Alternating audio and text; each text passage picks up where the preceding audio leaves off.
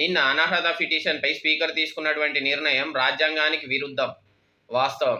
దానిపై స్పందించిన కేటీఆర్ గారికి నాదొక సూటి ప్రశ్న. ఇక ముందు తాము అధికారంలోకి వచ్చాక ఇతర పార్టీల నుంచి ఎమ్మెల్యేలను మా పార్టీలోకి ఆహ్వానించము అని ప్రకటించగలరు. ఒకవేళ తమ పార్టీలోకి రావాలనుకుంటే రాజీనామా చేసి రావాలనే నిబంధనను పెట్టారు. ఇంతకుముందు 2019, 2014లో మీరు చేసిన ప్రక్రియ ఏమిటి? ఎమ్మెల్యేలే సిఎల్పినే విలీనం చేసుకున్నారు కదా.